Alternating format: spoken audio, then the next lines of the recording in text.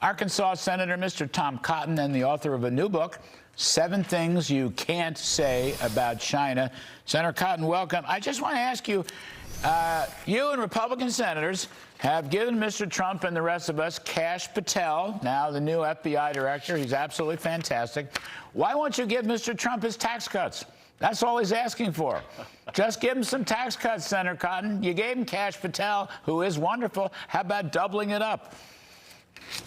Larry, we're going to give them tax cuts. We're going to give the American people border security and a stronger military and better energy production. I can tell you're going to move forward tonight on a budget that passed last week through the committee in the Senate. But if the House comes back into session next week and they can pass a budget that includes all that, plus the tax cuts, we'll be happy to take it up.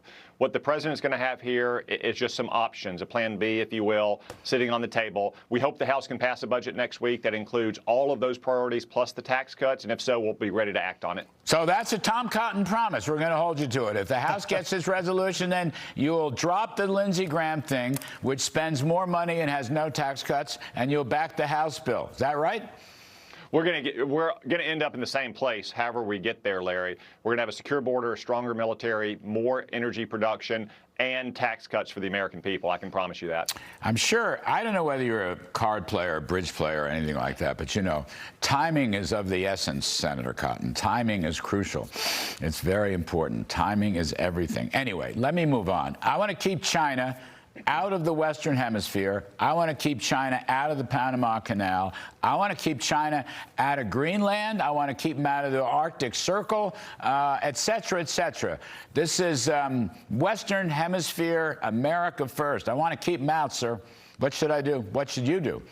Yeah, Larry, that's exactly right. As I say in 7 Things You Can't Say About China, China is waging an economic world war, primarily against the United States, and China is preparing for war. Part of that has been the inroads they've been trying to make into the Western Hemisphere by having Chinese-influenced or controlled businesses near the Panama Canal, trying to get inroads in Greenland. That's why the president has stressed the relationship that we have with Greenland, with the Panama Canal. That's why I've got legislation, for instance, to withdraw China's permanent most favored nation status, which helps superpower or supercharge China's economy over the last 25 years. We need to take seriously the threat that China poses, not in some abstract, distant way, but right now, today, to our way of life, to you and to your family. That's the alarm bell that I'm trying to ring in 7 Things You Can't Say About China. Can I just follow up on this most favored nations? I don't know that people understand that.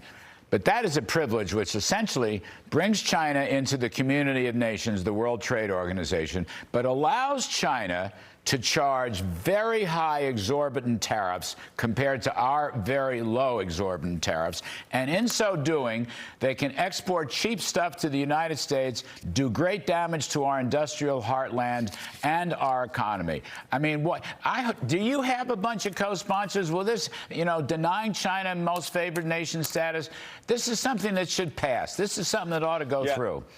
Yeah, and Larry, it's even worse than that. Not just do they have that status, but they rig the game in so many ways for their companies. They manipulate their currency, they give them subsidies, they even use slave labor for them. While at the same time they attack American companies, they steal our intellectual property either through traditional espionage or through cyber attacks. They levy high tariffs or other non-tariff barriers to trade into China. They are constantly finding ways to help their companies and undermine our companies. That's why China's economy has grown so much over the last several decades, and that, of course, is powering the fastest military buildup in America or in world history. Can I just come back, Senator, to the Panama Canal business? So Secretary of State Rubio went down there and had a good conversation with the president of Panama. But are you satisfied? Should we be satisfied?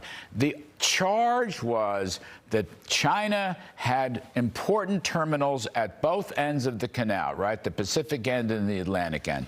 I've not seen that rebutted, and I've not seen anything to suggest that that's been fixed. You know more about it than I do. What can you tell us on that score? Because we can't let that happen, obviously. What can you tell us? Yeah, Larry, that's exactly true. China has some operations on both sides, both ends of the canal, and no, it hasn't been addressed yet.